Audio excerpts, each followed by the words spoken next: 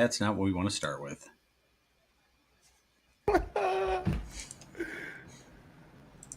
Peekaboo, here we are. I forgot I had that on there. I was trying to catch up with our stuff. What's up, everybody? My name is Jeremy. That's Drew. We are trying to figure some things out here as we get into the show. We got breaking news right as we start the show here. Man, Jim Harbaugh decides he's going back to Michigan. And then suddenly Kevin O'Connell's going to be the head coach of the Minnesota Vikings. And this is not at all what we were going to start the show with, but hey, this is breaking info coming out right now. Kevin O'Connell looks like he's going to be the head coach. The deal can't be finalized until after the Super Bowl. But this dude basically sitting there, maybe I'll get the job. It looks like Harbaugh's job. Harbaugh decides, you know what? I really love the attention. I really like people talking to me and wanting me. But I'm going to go back to Michigan. I mean, all along, I felt like Miami was a deal, and he was using other teams to get to Miami. And now he's going back to Michigan. How do you feel about him going back to Michigan? Did that surprise you? Who's to say he got offered a job? True. I mean, I'm not. So I think Michigan fans in general were kind of either way with it. I don't think anybody was going to be, extremely upset if he left. Mm-hmm. We had talked like this was kind of probably more than likely going to be his peak. As far as they made it to the college football playoff. The thing is for me that I just don't know if they can do that consistently. And I'm a firm believer they can't. So it's like, for me, it was what better opportunity or time to leave than right now. So I'm kind of surprised he didn't take the job, but I was kind of under the impression that he was going to take the job. And so maybe he didn't get offered the job. Maybe he wanted, more control than they were willing to give him. Yeah. We know how things were in San Francisco. He was a guy that wanted to have his hands kind of on everything, right?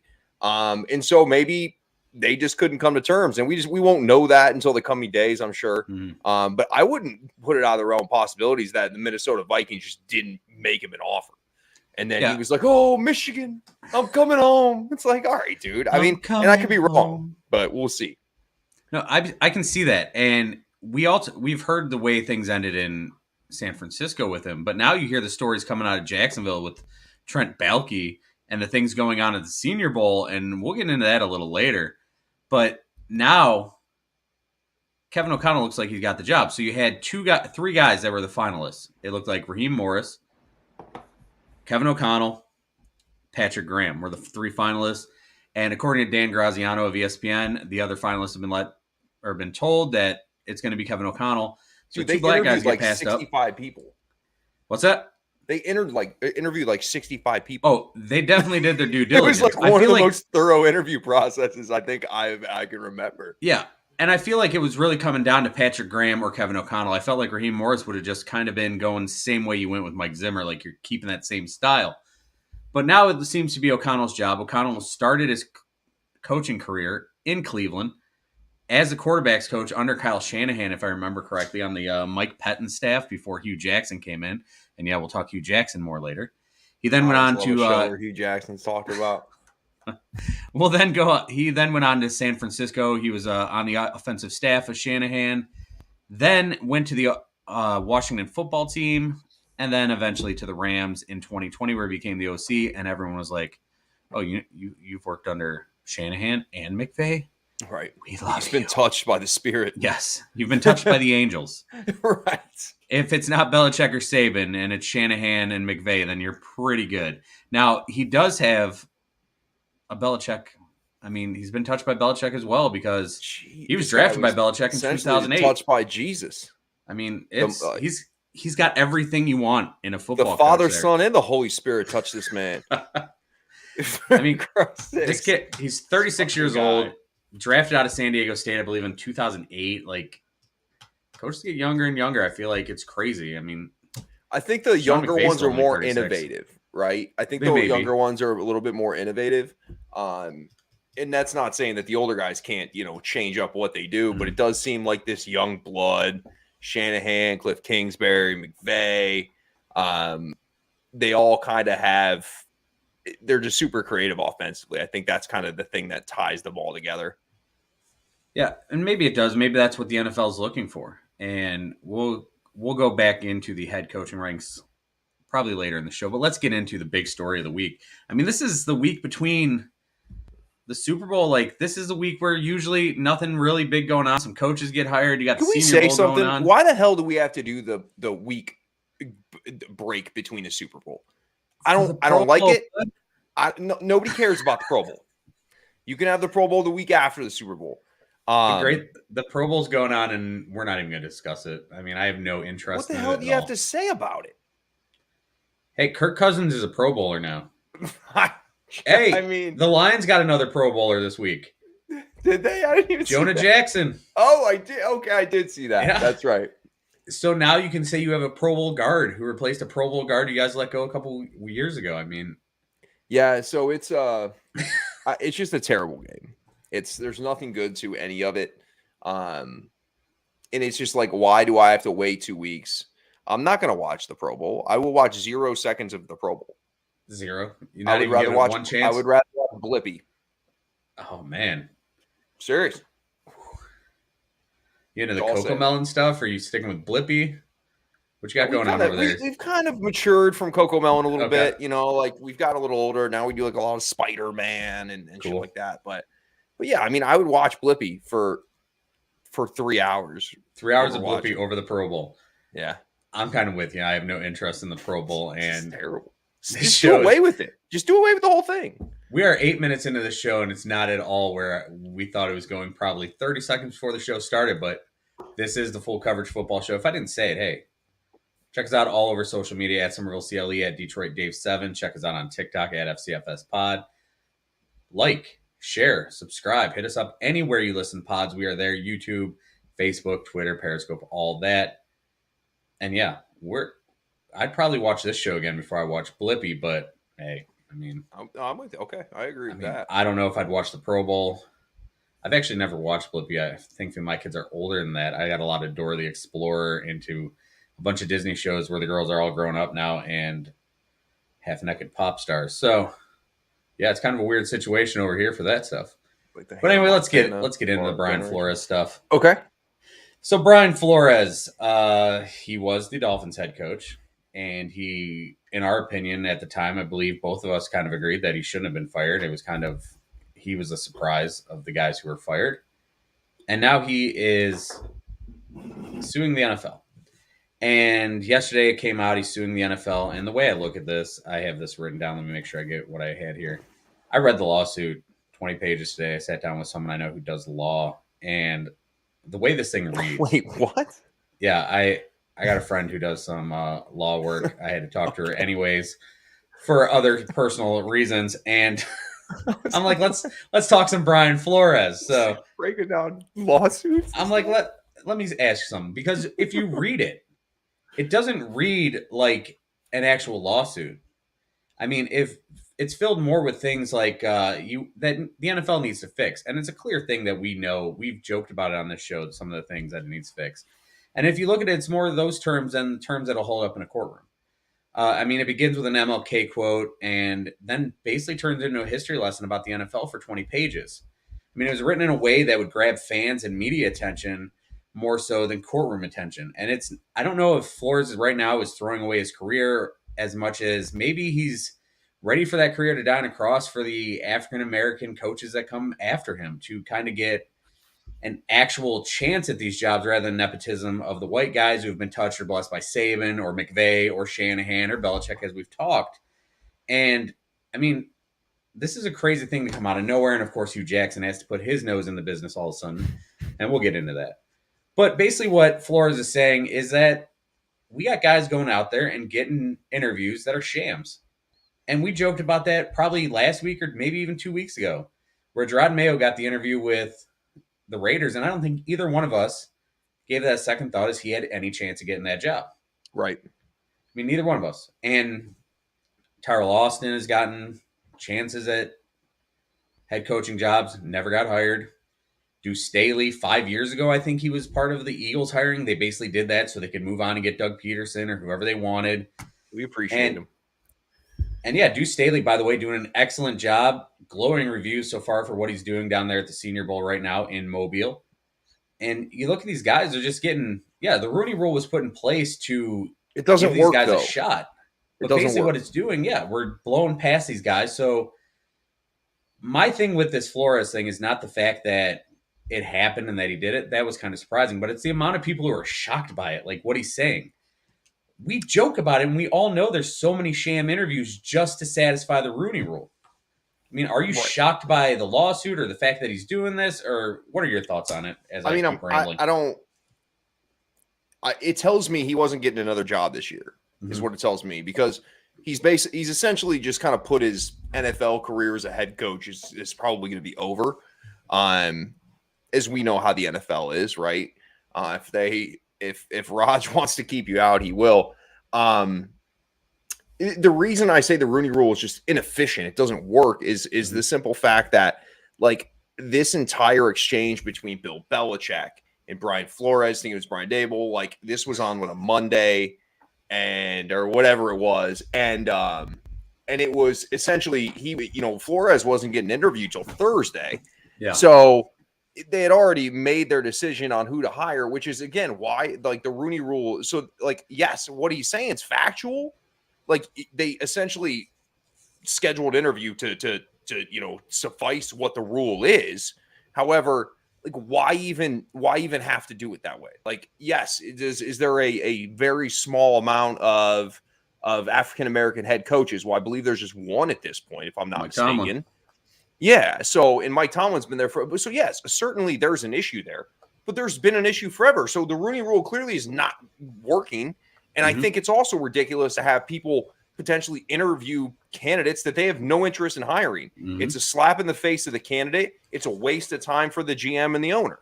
It's that simple. Like, what, you're wasting everybody's time. If you have no interest in signing this or hiring this person, why the hell what's the Rooney Rule doing for that, right? Like, just don't bring me in when I don't have a chance. That's a waste of my time, a waste of your time. There's got to be a better solution. But at this point, like, the Rooney Rule is doing nothing to benefit any African American candidate besides them just literally being slapped in the face when they show up for an interview that the GM and the owner have no interest in hiring them. And the Rooney Rule, understandable. I mean, it's not necessarily the Rooney Rule's fault. The Rooney Rule is there to kind of give hope to this and to make sure these guys get interviewed. And I think the hope of it is that these guys go in, blow these owners and GMs away, and they're like, oh, we got to hire this guy. But it doesn't seem to ever go that way. It's always like, these teams have their mind made up. Exactly. They typically, when they do these interviews, they already have their mind made up. They're bringing in a guy they have no interest in hiring. And whether it's right or wrong, that's up to you. That's up to how you evaluate a head coach and whatnot. But they don't have any interest in hiring these people. They're bringing them in to make sure that they're in compliance with the rules of the NFL. And that's it. And that's too bad, right? It really is. And that's why Flores is doing this. I mean, everyone's freaking out. Oh, he's suing the NFL. He's throwing away his career. Maybe he is. But maybe this actually does something to make the Rooney Rule actually work. The idea of the Rooney Rule, fine. But is it working? No, because we've said it here over the past 5 minutes why it's not working. But for me, though, I don't understand, like, and I get all the things we've said, right?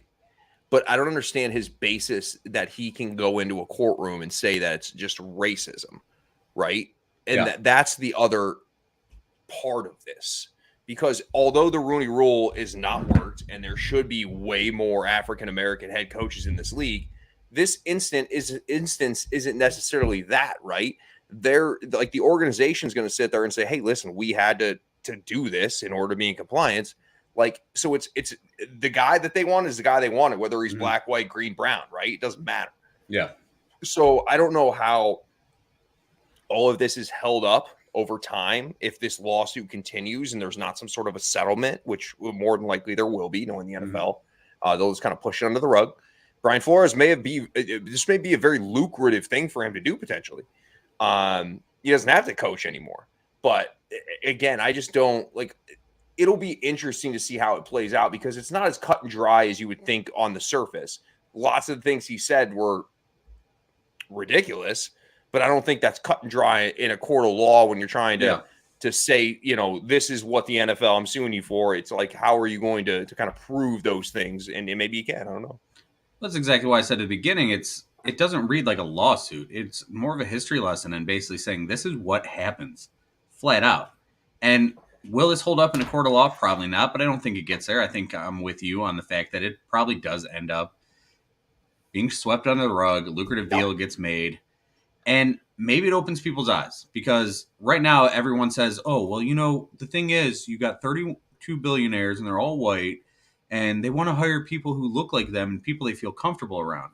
Now, I get that because that's how people too, though. Yeah, that's an issue too. There's only like a certain amount of and this is a argument for a whole different day. Like there's only a certain percentage of people that have the amount of money to purchase an NFL team. Yep. Right. And the way economics is structured, it's that African American communities, there's just way less of those people that have the opportunity to purchase these teams. And so I'm saying that's a whole different discussion for a different day. And it has nothing to do with football, but it does in trickle down effects that, perspective that there's only so many people that can get these jobs. And then again, and so it puts them at a disadvantage. And everybody that says, oh, we need people in owners of teams and things like that, it's if you look at the economics of things, it just doesn't add up. It doesn't make sense. And that's why I think another reason why you don't see it. And I get that. And you're 100% right with what you said. And we could go way deep into this if you give us, maybe we do end up going deep into this during the offseason at some point and looking at the economics of the thing and the way things break down. But if I understand you want to be comfortable, people look like you, whatever, and that's what you want to do as a head coach or the GM or the owner. At the same time, 70% of this league is African American. Don't you think you'd get more results from your team, maybe make more money with a guy who might look like them and relate more with them? Could you not look at it that way? And I know they don't. I mean, these are all 60-year-old plus billionaire owners for the most part. And they're all set in their way of thinking, regardless, whether some people say it or not. There's probably a bunch of racists in the group. Do I know that for sure? No. Is there likely some? Probably. We don't know that. But the fact that this always comes back to race is ridiculous. That we're in 2022. And it's similar to the NBA, right? If you think about it, it's just a bunch of recycled coaches. It's recycled coach after recycled coach after recycled coach. Yes, there's some new people that get hired, all pretty much white people, but there's new people that get hired occasionally that are younger. But this is a league just like the NBA that the teams in front offices are more comfortable hiring somebody they've seen do the job previously. And that's why we get retread of shit coaches all the time. Yeah. And in the NBA, you saw guys like Larry Brown and George Karl repeatedly get jobs when there were black head coaches who were fired who may have been more qualified for their second opportunity. Maybe they learned from it. And these guys are getting their sixth opportunity at 96 years old.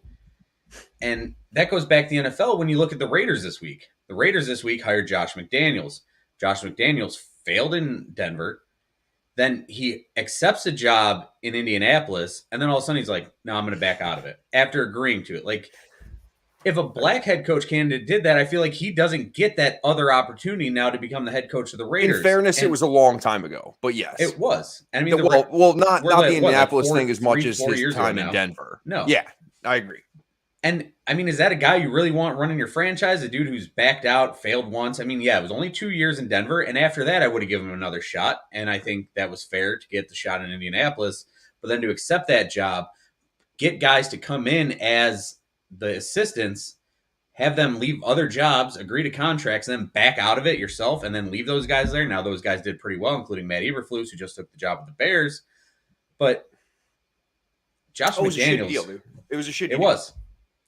So you look at the guys like David Culley gets fired after 1 year, and now they're thinking about hiring Josh McCown, who has zero coaching experience anywhere. And do you consider being a backup quarterback coaching experience? I mean, that's the closest you're going to get. And when he was in Cleveland, listen, I thought he was a coach on the field. I thought he was better than the coach we had in Hugh Jackson, who we a lot of people have said that about it. Like, not about Hugh Jackson, but like, I mean, Josh McCown stayed in the league for a very long time, right? And so, and I'm not saying that he's qualified. There, like, if he was that hot of a commodity, the Texans wouldn't be ashamed of interviewing him or hiring him. No, but other teams would also be picking up the telephone. Yeah, and maybe that's the guy they want, and maybe they've had this in mind for 2 years, and it seemed like they wanted to do it last year, but couldn't do it. Just if you're doing it, just do it and get it over with and see what happens. Maybe they hire McCown and he does great. But at the same Yeah. time, you're passing over guys who have paid their dues in this league, who have been around players in the locker room as the coach to know what to do. And maybe McCown being the backup, being in the locker room like that, being not that far removed from playing field, maybe he relates to guys. We shall see. Let's get into Hugh Jackson, who came on the scene yesterday on his Twitter at HughJack10, I believe is what it is.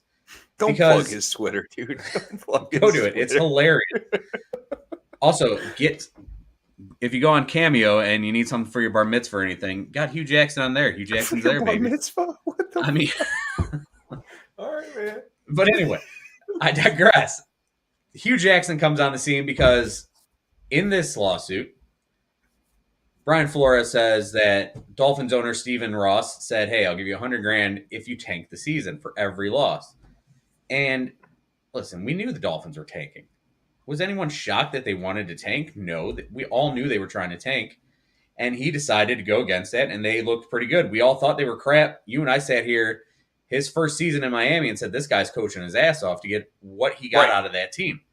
Yeah. Led by Ryan Fitzpatrick, and then he was hurt, and then they're like, oh, we're going to throw out, I think, it'll pop in my head. Anyway, they're throwing anyone out there, just garbage players, and he got the most out of everyone. Remember they were doing wasn't it Jacoby Brissett? Brissett was there, I think, year 2. Well, so yeah, I remember who was it? When Fitzpatrick got hurt, they toggled between Tua. I don't know, it doesn't matter. It was before I want to say, or no, Brissett was, I don't know. Brissett was there this year.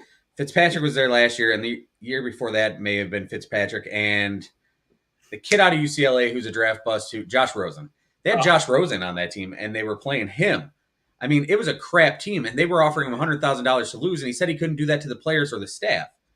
So Hugh Jackson hears this, and we all knew the Browns tanked when they went 1-31 over 32 or 2 seasons with Hugh Jackson. 3-36 overall was his record. And Hugh Jackson says, oh yeah, I was paid money also to tank games. Now, if Hugh Jackson was paid money to tank those games and got those 36 losses, and they were paying him, $100,000 each, that's a pretty good chunk of change for Hugh Jackson. He would basically be on the Forbes list for all the losses he had. And he would not be doing Cameo. I mean, how much do we buy into what Hugh Jackson's saying? Or is this just Hugh Jackson who loves to put his name out there and always look like the victim and basically throw any excuse he can for why he sucks so bad with the Browns? And I'm not mad he sucked because we got Myles Garrett out of this. I think there's probably some merit to what Hugh Jackson's saying. I mean, Hugh Jackson would have lost a shitload of games just being Hugh Jackson and the fact that the roster was terrible. But for me, I think it's just probably something that potentially happens more than you hear about, right? I mean, because there's teams that typically teams in the NFL tank, and when they tank, they just don't have a roster good enough to win games. That's how you tank. It's not like you're out there trying to lose, but it's just such a double-edged sword. So say you have Brian Flores who you're telling to lose games, and he's trying to win games, and it's like, if he loses a shitload of games, then you have a reason to fire him. And so, okay, you have that. But if he wins games and he's going against what Stephen Ross wants to do, is it something that probably happened in Cleveland? Yeah, I certainly probably think it is. But actually, Bio did too. And Hugh Jackson's. Listen, Hugh Jackson, I remember when he got fired from Cleveland, that man was on every damn media outlet for a week, dude. That guy was everywhere. I was huge when Hugh Jackson got hired here. I was like, Hugh's here. I'm with you. Hugh's here, baby. I'm getting a Hugh t-shirt, and I didn't really get one, but I did it with Matt Patricia. You do it. You try to buy in. You try to. It's for the team, right? You just want good things for the team that you root for. But yeah, if I think there's merit to the situation, I certainly do. I do. I mean, Hugh Jackson, I think he's coaching some college team or something, isn't he? Grambling? Yeah. Grambling. So big Grambling football coach. And I mean, it's certainly possible. But for him to the one thing that kind of rubbed me wrong is when like somebody said, "Oh yeah, you got Hugh," like he got paid, and then Hugh said, "Yeah, it was pretty lucrative," or like the amount was more than you think, or something. I'm like, okay, you probably could have just shut your mouth and say that. But Hugh, that's the part of Hugh Jackson that can't help but just to be Hugh Jackson. But yeah, I definitely I would think that there's a very good chance that actually did take place between Jimmy Haslam and Hugh Jackson. Oh, I don't doubt it happened, and I'm sure they wanted him to lose. We all want. I mean, I wanted them to lose. I didn't want him to go 0-16. I just knew the team was crap, and you needed those high picks. You needed to figure out either a quarterback or get you a Myles Garrett, and I wanted Myles Garrett, and I'm very happy we have Myles Garrett. At the same time, like Hughes I feel like he just jumps in because he's like, oh, I can get my name back out there, and I can get credit for this. Oh, this is fantastic! I can be back in the news. Right. Hunter, what's up, bud? What's up, Hunter? Thanks for watching. Yeah, man. But this whole thing. What do you think about what's the NFL gonna do with Stephen Ross? Maybe they find Jimmy Haslam did it. Maybe they find other teams have done this. What do you think they do? I think a 4th-round draft pick. Okay. I mean, they're not gonna do anything else besides that. I mean, what do you? Come on, you know. Are you upset if your team was tanking? My team's been tanking for 35 effing years. Maybe that's why I don't care either. Yeah, shit. We're gonna lose anyway. Yeah, it's been one playoff life of my life, and I'm in my mid-30s. I mean, just take away a 4th-round pick. That's something that I can see happen. I'm with you on that. But for this whole league to be like, oh, this is a slap in the face to the competitiveness of the league. The slap in the face of the competitiveness of the league was the roster the Browns put out there. That team wasn't winning that much anyway. I mean, you started Deshaun Kaiser. You had Corey Coleman out there. Corey Coleman loved 2 things more in football, shoes and pussy. And that was never going to change. And the guy was never going to be a good receiver because that's what he wanted more than anything. And to be honest with you, dude, tanking is the way to rebuild a team to an extent too. So I don't want the idea that okay, this team tanks. We know they're tanking. And typically it's done again by the roster just being worse than majority of teams that they play. But I understand where you want to have the number 1 pick for Andrew Luck or Joe Burrow or you know what I mean? These things it's worth tanking to an extent. It's Absolutely. Just our teams have been doing it our whole lives and we've never got any better. They weren't even trying to tank. They just sucked. Yeah, exactly. At least when you say you're tanking, I can accept it. Well, that's why you suck. And let's move on to this. You spoke about Joe Burrow. Joe Burrow, the Dolphins reportedly offered 5 first-round picks in an attempt to trade up to number 1 to get Joe Burrow. And Mike Brown said no as we're getting into these things.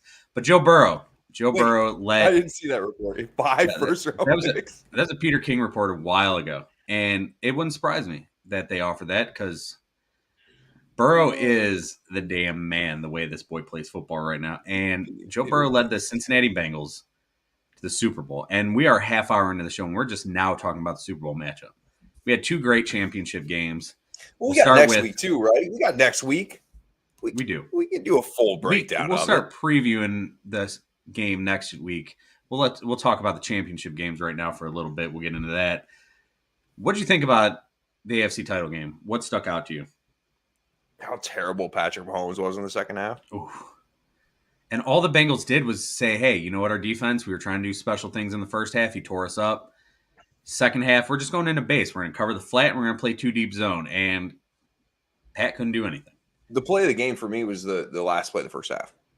Changed the entire game. What Patrick Mahomes was thinking, it was like he was on drugs. You can't not throw that ball in the end zone. Mm-hmm. I know you have Tyreek Hill, but that play alone changed, and you can believe momentum or not, but going into that locker room from the deficit they were to the deficit they could have been was huge. And then the fact Patrick Mahomes came out in the second half and probably played probably his worst half of football potentially in his entire career. He was terrible. Certainly of the entire season. And he had ups and downs at the beginning of the year, as some people were saying, oh, the Chiefs are done, blah, blah, blah. That's what stands out to me. And then the other thing that stands out to me is Evan McPherson just being a cold-blooded killer. And listen, Cincinnati's defense got the big takeaway when they needed it, and so be it. I think it was a great match. Again, I think these playoffs have been just some of the best playoffs I can remember. I mean, between last weekend and then championship weekend, I mean, both were field goal games, right? Like that's what we love, man. And it's for me, it's weird because like the Super Bowl is not nearly as exciting as like the other rounds of the playoffs for me. Like it's because it's the last game of the year, right? And football's gonna be gone for a while. I still won't watch Pro Bowl. But yeah, you watched the Senior Bowl at least. Yes. Okay. I've watched some of the early action, especially because the Lions are coaching one of the staff, so that's important to me. But yeah, so I think both games were fantastic, but those are kind of what stand out to me in that Bengals Chiefs game. And Joey Burrow's cold as ice, man. You feel the Bengals won that game or the Chiefs lost that game? The Chiefs lost game. Okay. Chiefs lost game. I'd argue to death with anybody that the Chiefs Joe Burrow, the way he played, it wasn't great. But for the guy to go out there and just know he's going to get beaten down every time that ball is snapped to him, that he's going to basically be either get rid of that ball immediately or run for your life. The way he's playing right now is unbelievable. He's showing that he is a true franchise quarterback and one that we are going to watch probably for the next 10, 15 years. The thing I love is they didn't panic, right? No. Like they were down and they didn't panic. And that's what you do. They made great adjustments during the second half to make sure that Pat never got comfortable, that the Chiefs never got back on track, and that your offense was able to continually matriculate the ball down the field without any issues. And that's a big credit to Zach Taylor, who at this time last year, we were talking, is Zach Taylor the head coach going forward, or should they move on? And we were kind of on the fence on that. And Zach Taylor has done an excellent job head coaching this year, and props to him getting his team to the Super Bowl. The Cincinnati Bengals are the AFC champions, and I think they have a great chance to win the Super Bowl. And they will face Matt Stafford and the Los Angeles Rams, who beat San Francisco after losing 6 straight to the San Francisco 49ers.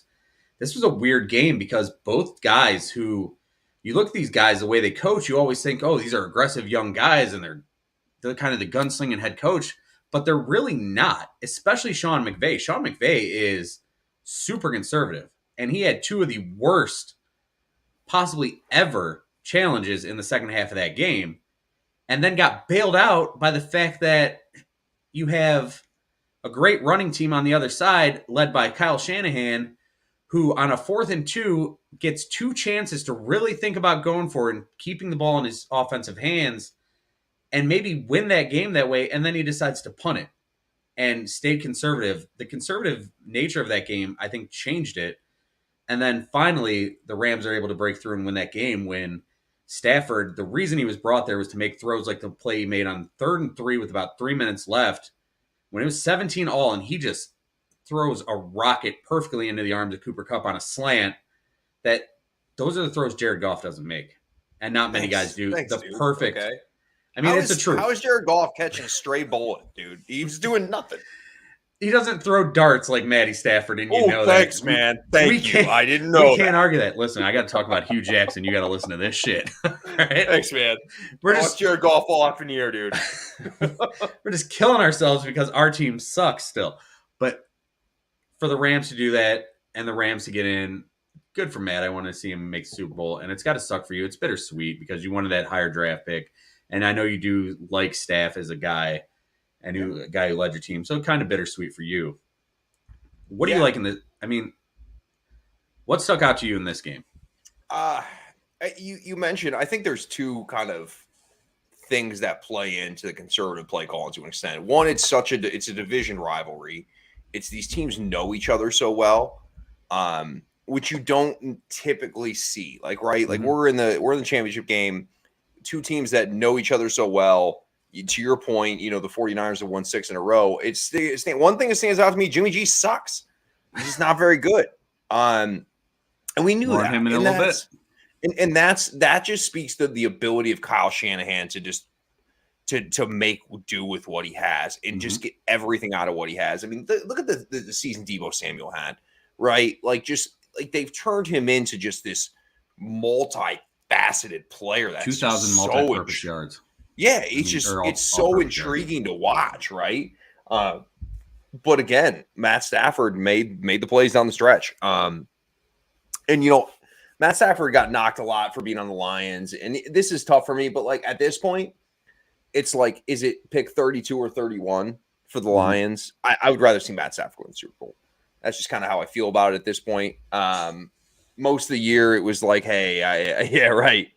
It was like, hey, we want to try. I was rooting against the Rams, although I like Matt Stafford. It just, I'm a Lions fan. I wanted the better pick. But at this point, it's like, listen, I have no ill will against Matt Stafford. So just go ahead and get it, man. And so I just think that, one, the Rams are the better football team. I also think the Rams are peaking at the right time. I think the Von Miller edition starting to really come to fruition. Like there was times when they originally brought Von Miller in, it just wasn't, he wasn't getting after the quarterback. He wasn't making an impact. Now he's fit his mold, and I think the defense kind of knows what they're doing. When you can have Von Miller, Aaron Donald, and then on the back end you have Jalen Ramsey, I mean, it's kind of a pretty damn good setup if you think about it. So I think the better team won, and we'll see what happens next week. Rams went all in, and they got to the Super Bowl, and now they got to win it. That's the goal. Let's see what they do. And this is two teams that went completely different routes, right? Yeah. The Rams sold out their future and got guys that are proven studs, and the Bengals built through the draft. And those, it's just two different formulas. You can get, and this is why it's frustrating for us as fans, is our entire lifetime we couldn't figure out a formula where we could even like make a playoff run. It's just like you can do it multiple ways, where in other sports, especially the NBA, you can't, right? You can't, like, you have to get super lucky hitting a LeBron or a Cade Cunningham to really bolster yourself into Listen, we'll get into basketball here for a second. I don't mind. People in this town in Cleveland here, I'm in Cleveland, even though I'm sitting in front of SoFi Stadium just to stay warm right now because we have a blizzard dropping 800 feet of snow coming in, apparently. But we'll get into basketball with this, and I'll say you do need a LeBron. You do need that type of player to win it. Like the Cavs right now, Cavs are playing good basketball. They're a team that's a lot of fun to watch. They play team basketball, but I don't see them winning a title in this form. What they need is for Evan Mobley to turn into Tim Duncan. We'll see if that happens. What you need is for Cade Cunningham to turn into more than Russell Westbrook. You need him to turn into I just got attention with that. The nice thing about Cade is he plays nothing like Russell Westbrook. He actually passes. So. You need him to turn into an absolute stud. You need that one guy to be that guy you can count on down the stretch. And that's the great thing about football is you need multiple guys, and you need multiple drafts to work out, or multiple trades. And for people here in Cleveland who are going to root in the Super Bowl, and they're like, we can't root for the Bengals because they're in our division, but we can't root for the Rams because OBJ went there. Listen, OBJ didn't want to be here. Let it go. Stop hating on your ex. OBJ's going nuts out there. And quit hating on your guys who are congratulating him who are still on the Browns. That's their boy. Whether he's on the team or not, they're buddies. Get a job, dude. Get a job or something. Stop being petty about all this stupid shit. Like that's the thing. Like stop. First of all, stop harassing like athletes online. Like we had to start there. Like we pulled the Instagram post up from Rashard Higgins a couple weeks ago where a dude was flipping out on him and saying he hoped his girlfriend got beat in front of him and shit. Let that go. You make $27,000 a year, and you're miserable, and they make millions, and they drop a pass, and you want to it's just weird. It's just weird. Like you're an adult. Like act like an adult. I don't like the way he left Cleveland. I don't like the fact that they did all the bullshit. Dude. But you know what? Over it. Moving on. He's better off away from. That's just how he is, dude. It's whatever. He's better off there. We're better off without him. Yeah. It worked out for both teams. Everybody's happy. So with that, there's something else that happened this week, and somehow we're 40 minutes in the show and haven't even brought up the fact that the greatest player in NFL history, the GOAT, retired this week. 7 Super Bowl wins, 10 Super Bowls total. Leads the league in pass touchdowns, I believe, and yards this season, and then decides to walk into the sunset. Tom Brady retired, in case anyone thought I was talking about someone else. But yeah, Brady's gone. It's going to be weird to see NFL next year without Tom Brady. 22 years of Tom Brady. And to prove that I haven't been sleeping well lately, I watched the video of Tom Brady in every single Madden he was in. It's amazing how far the graphics have come, but the game's exactly the damn same. But anyway, Tom Brady retired. What are your thoughts? I saw A dude do a rant about the curl route in Madden for like 3 minutes, dude. And now, like, you catch it, you fucking run backwards, thinking you're running forwards and stuff. It's fantastic.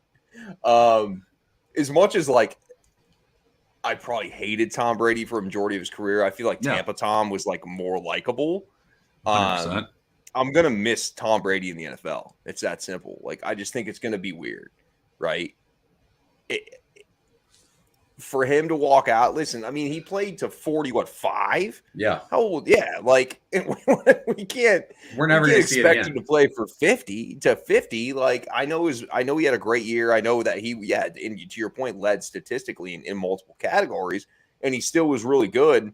But I think that, like, listen, we've gotten to witness this for 22 years or whatever it's been. It was awesome. I think Tom Brady's become more approachable with social media videos and of course is man in the arena going on Manning cast, like, arena. Yeah. But yeah, so I mean, I was somewhat surprised. I mean, Schefter kind of butchered it and then didn't butcher it, and then, like, whatever, that was fine. But yeah, it's all I could say. Shefty kept receipts though. He did. It'll be different without him around. We're going into a football season next year with no Phillip, no Peyton, no Breeze, no Brady, no Roethlisberger, who I don't really give a shit about, but no Roethlisberger, no Eli. Like, all these players we've lost in the past couple of years, but the game has never been healthier, I feel like, because outside of the things we talked about earlier. But as far as quarterback play, you got Herbert and Burrow, Mahomes and Allen and Baker Mayfield. Yeah, exactly. Listen, a year ago, people thought Baker Mayfield was a franchise QB. Now he's it's like one of those questions, like, which one of these doesn't fit? Like, it's like 5 fruits and then a skeleton. Listen, maybe he bounces back, maybe he doesn't. That's a whole other episode of the show. But for Brady to go, it's different. And listen, we all hated Brady because he won all the time. He was the good-looking dude who married the supermodel and won all the Super Bowls. And basically, if you're watching a Super Bowl, it was either seeing him or Peyton or Roethlisberger for 20 years. And now we get Burrow against Stafford, and Burrow in his second year. We might see Burrow in multiple Super Bowls. Maybe his career trajectory follows that of Dan Marino, where he made the Super Bowl his second year and then he doesn't again. It's amazing how things can go. For sure. But we got a lot of really good kids coming up, and we'll see how that works out. Speaking of kids coming up, we can talk Senior Bowl here in a second, but let's look at the open jobs here. So we got the Saints, Jags, Vikings technically, Dolphins, and Texans still available. The Raiders hired McDaniels. Giants hired Daboll, as Bill Belichick broke like 2 weeks early. The Bears hired Eberflus. The Broncos hired Nathaniel Hackett. You said the Saints last week are the worst job out there, but I want to argue that the Jags are by far the worst job out there, as I've sat here all week listening to people talk at the Senior Bowl, which we're going to talk about in a second. People at the Senior Bowl are saying that Trent Baalke, who was the GM when Harbaugh was in San Francisco, is looking to possibly hire an assistant GM who can run the day-to-day operations so he can be more hands-on with the players on the field. And this is a reason why Byron Leftwich didn't accept the job yet, or isn't going to. This is a reason why they're basically not getting any of the candidates they looked at. Now they're talking to Rich Bisaccia, who I love Bisaccia in Las Vegas and what he did with the Raiders, and his players obviously loved him. But for any guy going into Jacksonville with that kind of guy running the program, running the building, why would you go there? It's one of those deals where if you're just wanting a job, right? Yeah. If you're willing to accept a job and try to get your feet in. I mean, you still have Trevor Lawrence. I know he's terrible last year, but yeah, to your point, it's doing is limiting the opportunities that you have to hire somebody. Byron Leftwich is the shoe-in hire for them, with his NFL career being there. With having him be a quarterback, trying to come in and be a mentor to Trevor Lawrence, it makes all the sense in the world. Yeah, it's not great, man. Listen, dumpster fire franchises like the Jags, like the Lions, like the Browns, they just do dumpster fire shit things all the time, and this is another example of it. Trent Baalke needs to either step back The and fans have been screaming for him to be fired this entire offseason already. I know it's not Shad, really the like, offseason, but you know what I what mean. are you doing, Shad? Like, this guy butchered the Urban situation. Urban butchered it even more, and Urban's now going around on Dan Doctor's show saying it was the worst time of his career, and he had nightmares about it, and trying to save face. Urban, dude, you blew it. You sucked. I've been Just watching that too. It's pretty funny. enough. I don't even want to hear your bullshit. But looking at the other jobs, Texans, is this going to be McCown? Mm-hmm. Okay, I'm with you on that. Dolphins, So is this our boy Mike McDaniel? I hope. It's just like the As do I. Texans haven't even like really like they've gone kind of in a standstill. They haven't been bringing tons of people in for interviews at this point. So it's like you kind of think that they might have their mind made up at this point. I'd love Mike McDaniel to get the job there. As would I. And he is of mixed race, so we'd have 1.5 black head coaches, which is sad to say. But maybe we get another one. Maybe Aaron Glenn takes the job with the Saints, and Dan Campbell said he's not surprised if he would get it and thinks he'd kill the interview over there. And who else we got? The Vikings looks like Kevin McConnell. Or Kevin O'Connell.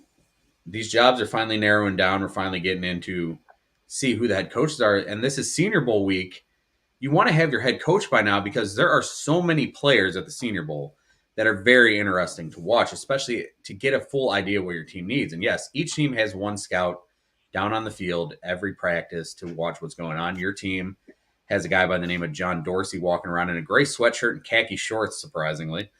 Never would have guessed that. Crew neck sweater. It's a crew neck sweatshirt. Always rocking it. It is no the Dorsey hoods, look. No hoods around here. And Glenn Cook was the guy walking around for the Browns right now. But you look at what the Senior Bowl has. You got the Jets coaching one side. You got the Lions coaching the other side. You got some of the top quarterback prospects in this draft. And as of right now, I don't think any of these guys is a first-round pick.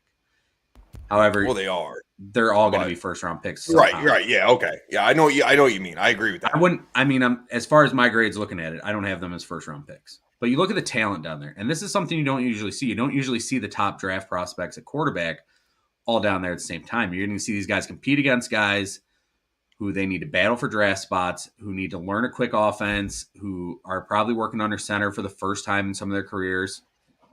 What are you expecting to see out of the quarterback position come Saturday at 2:30 on the NFL Network? It's hard. So, like, I think that the most of the work and most of the scouting is done prior to the game itself. Yeah. It's always an advantage to have boots on the ground to be coaching one of these teams because you're getting these guys straight up. Like I've heard 2 years ago it was the Bengals, and now they're in the Super Bowl. Yeah, I've heard fantastic things out of Malik Willis today. He looked really good. And this is kind of the time of the year where guys will kind of raise their stock, and then we go into the combine, and they'll either raise or lower their stock at that point. But it's hard to say because like these again, I think these teams are evaluating these guys kind of through practice. I'm sure that the Senior Bowl game itself is kind of like reassurance from what they've seen with their eyes throughout the week. But to your point, I don't think any of these quarterbacks are elite.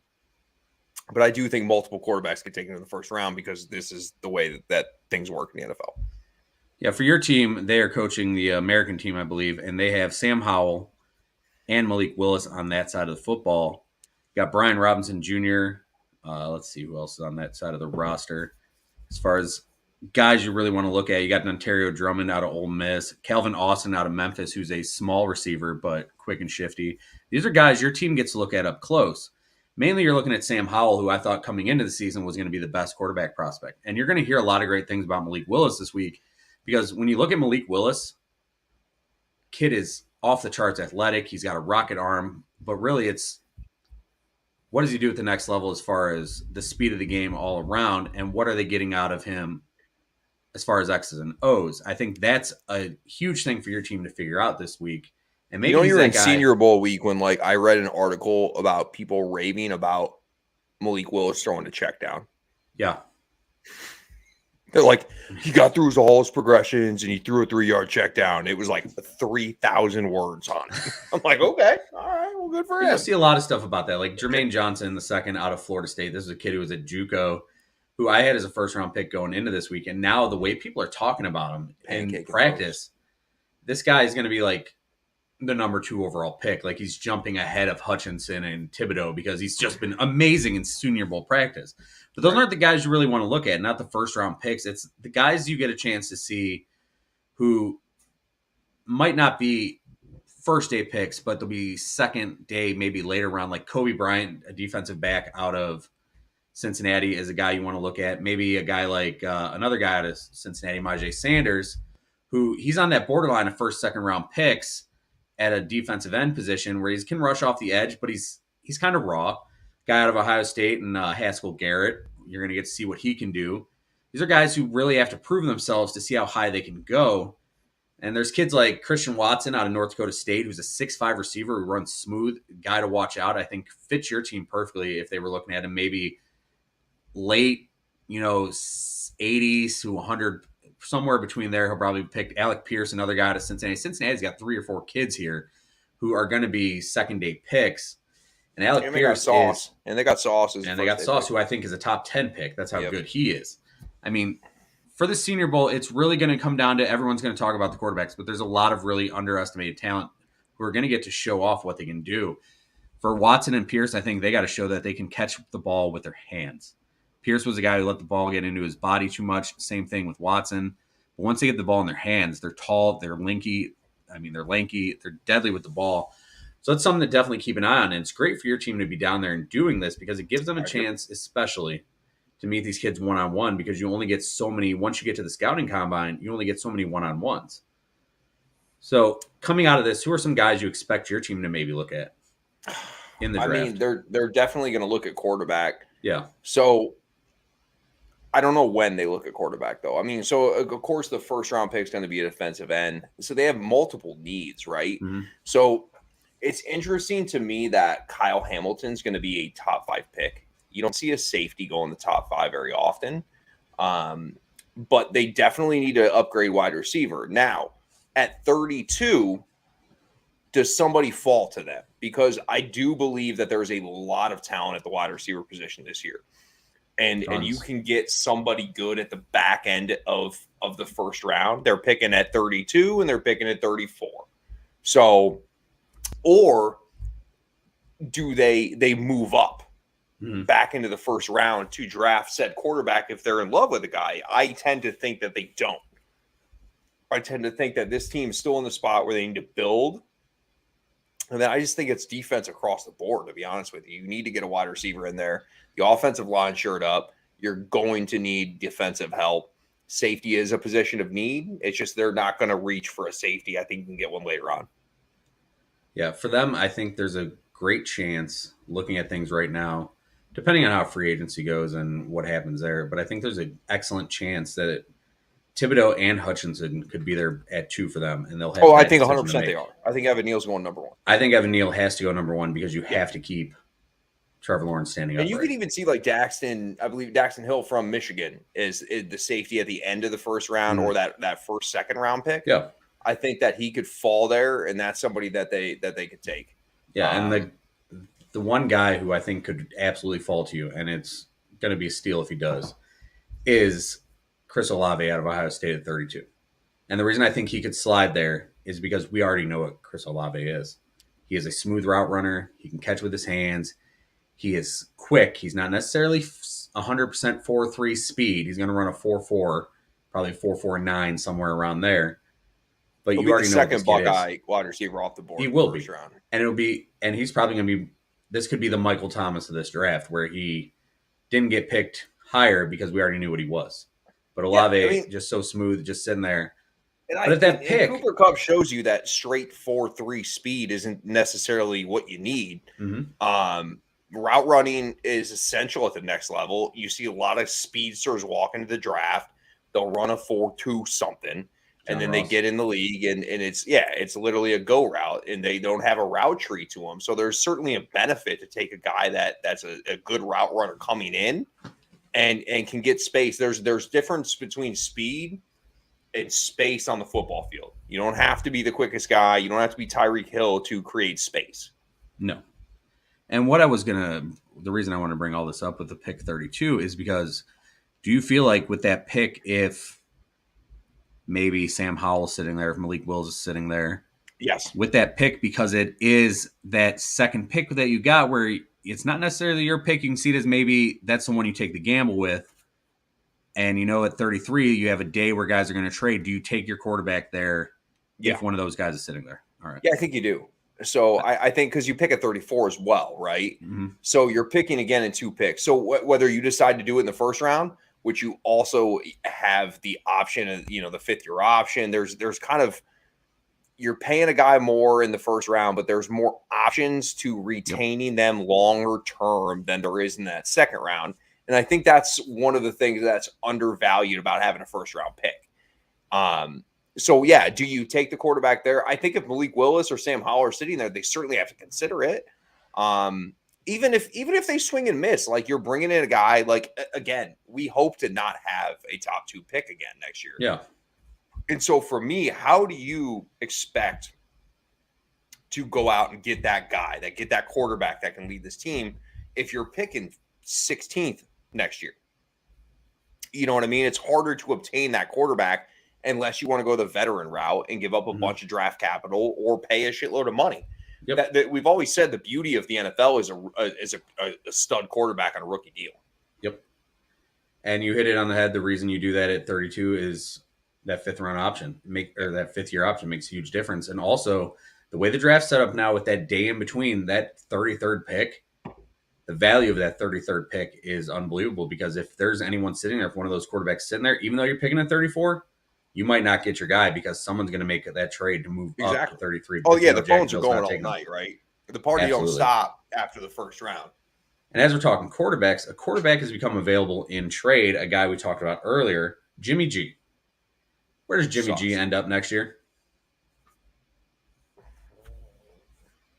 Carolina. They do love collecting crappy old quarterbacks. Just mediocre ass white dudes. Just anyone mediocre. And then Cam Newton sprinkled in. For me, I've said it all year long, and I'm going to stick with it. I think Pittsburgh is where he ends up. And, I mean, what do they give up for him? What is he worth? Like, you give up a 3 for Jimmy G? You think, yeah. Okay. Yeah. Because Jimmy G, he's serviceable, dude. I mean, he literally, I say he's not good from an aspect of like you have to have everything absolutely perfect around him in order to go in a deep playoff run. And it's just unrealistic to have those expectations.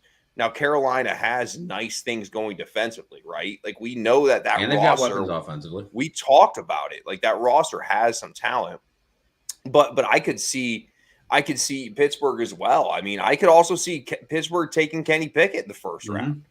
And so he's a pick guy. I mean, it seems like a perfect fit, except he's got these small hands. Apparently, smells like cabbage. Yeah, but yeah. So I mean, that's kind of where I would think about it. Who would you rather have though, Kenny Pickett next year if you're the Steelers, or would you rather have Jimmy G? Jimmy G. Well, it depends on where you think the roster is. I think that roster can still make it to the playoffs. I agree. And for Jimmy G, and we say he's got to have everything go right with him, and it can go right. Jimmy G's a guy who stands tall in the pocket, and he can sling it.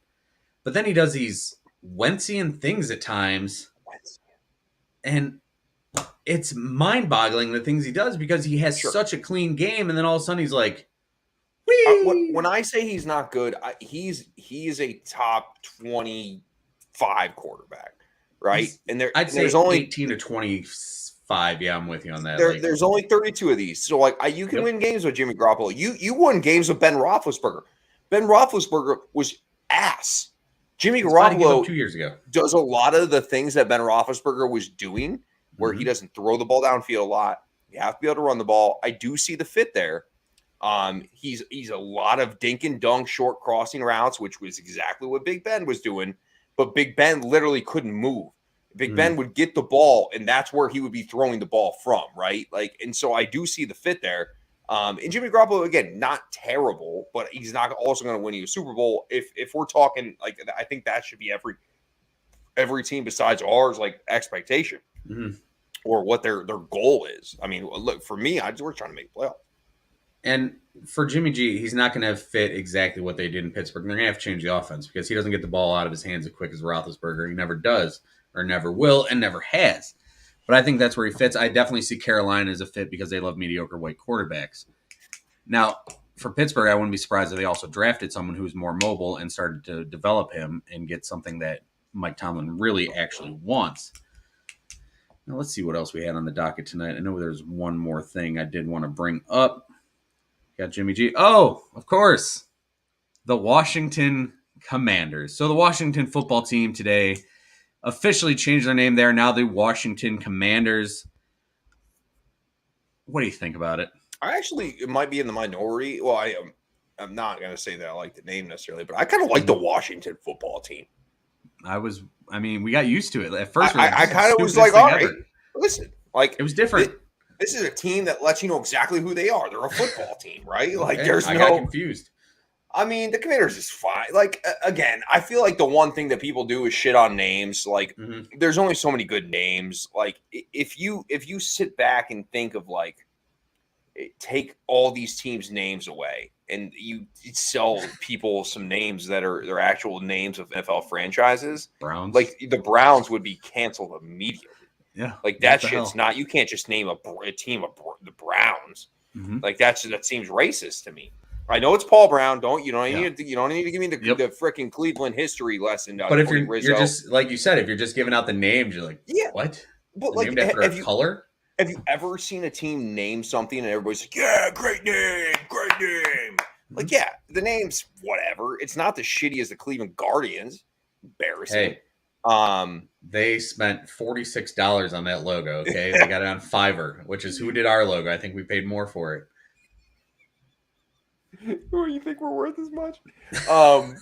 But no, like again though, like don't you agree? Like everybody's gonna bitch about a name. Like yeah, they're gonna. And you know what? I kind of dig the black jersey. I like that. That's a good look. I'm okay. I'm okay. Like I'm okay with it. Like listen, dude, my team could wear fluorescent pink if they win 13 games a year. Could care less. Could care less. They could be called the Detroit. I don't even know. Can't even think. I'm on record as saying the Detroit Cupcakes they could be called, and they'd have fucking sprinkles and shit on their jerseys, and I wouldn't even care. 13 wins doesn't matter. Like real sprinkles or just like designed? Well, no, design sprinkles. Potentially, if they wanted to put some sprinkles are for winners. Put some stick them on the jersey, they could have some real sprinkles in there. But yeah, I think fake sprinkles would probably. That makes more sense. I mean, I'm on record as saying I don't care. The Cleveland Guardians, listen, I'm not a big fan of the name. I'm an Indians fan. But, you know, you could call them the Cleveland Tampons. If they win a damn World Series, they're not going to. I'm celebrating. Yeah. No, they're not going to this year most likely, and maybe not for a while because everyone else in their division is getting better, and they're kind of just going, hey, we're going to pay $36 for our entire roster. We'll give you $30 to come play for us. I'm like, all right. Meanwhile, everyone in that division has absolutely loaded farm system, and if it all turns out, they're going to be bad. Tigers are going to be sneaky. Tigers are going to be sneaky. We covered basketball, football, baseball. We'll cover football show, and we're going all over. We covered economic pay systems between races. I mean, Jesus, what else do you want? This show, the great thing about this show is we have an idea going in, and it's an outline. It's a rough draft. And then we've never once followed it. Spider. Yeah. It's just spiders Spider out. 2Y Banana. It's just a Spider 2Y Banana. It is Spider 2Y Banana show, and it is the multiverse where it just branches off in different directions. It's true. Before we get out of here tonight, anything else you want to touch on? Jesus, that's about it, man. I think we wrapped it up. If you want a soccer talk, I could go there, but I heard there's a men's tournament game tonight in Minnesota or something. I just saw that on Twitter. I was taking a dump before the show, so I don't know how much more into that I have, but yeah. Yeah, I didn't know that. You ready for this huge snowstorm we're about to get? Yeah, so I'm ready. My snowboard's ready to roll. I last time I checked, they said it was going to snow at 7. When I started the show, there was no snow at that time, so they're an hour behind. My folks up in Michigan said that it was less than they expected. Yeah. So we'll see what happens. I guess the big stuff's supposed to come tomorrow. We'll see. I tried to go to the grocery store last night. I was looking for a snow shovel. Just figured I'd walk in. I'm like pulling into Walmart. No, ain't no way I'm doing that. Oh, yeah. So people I went freaking out to Mark's yesterday, which is like a local Cleveland store, I guess. It took me like 45 minutes to check out. There was like a line like through an aisle. And like my wife sent me for like fucking saran wrap, dude. Like I wasn't even getting like legitimate items like that could help us like during the storm, like food. I was getting like aluminum foil, saran wrap, and then scotch tape. And I got there, I looked at the list. I'm like, the hell am I doing here? But people are freaking out like we're going to be snowed into our homes for 2 months. Like, I'm pretty sure everyone who went to the store last night probably has enough food to get them through 3 days trapped in their home. Oh, yeah, 3 days at most, right? Even 3 if you days got to at eat a most. handful of chocolate chips for breakfast one day, I'm sure you got that floating around. And with that everybody's being said, got a ramen tucked away in their pantry somewhere. dude, I always have Everybody ramen. got Ramen, just some nights ramen just hits ramen perfectly. hits, yeah, absolutely. It's good. I'm thinking I want ramen tomorrow. I got some chili in the fridge. Yeah, I'm gonna go with some jalapeno poppers here when we're finished. Nice. Can't go wrong with that. Hey, speaking of food, coming up on our TikTok at FCFS Pod, we're going to have some good Super Bowl recipes going up there if I get some time to do it. Be sure to check that out because we post clips from the show. We'll let you talk about that. There's story time. There's all kinds of stuff that we'll eventually be doing. Coming up on our Instagram page eventually here, we're going to start playing our game with random people. Hopefully some athletes will join in, playing our game, getting to know you, which is always a hit when we play it. Mm-hmm. And we will have that going on our Instagram page as well as on the show here for our next few guests. And next week we'll be back with the Super Bowl show. We'll see who we get for that one. Or it just might be me and Drew. You never know what we're going to do because it's going to spider out. With all that being said, watch the Senior Bowl this weekend. Skip the Pro Bowl. Even though if they do, I don't even know if they're doing Pro Bowl skill competitions this year. Are they?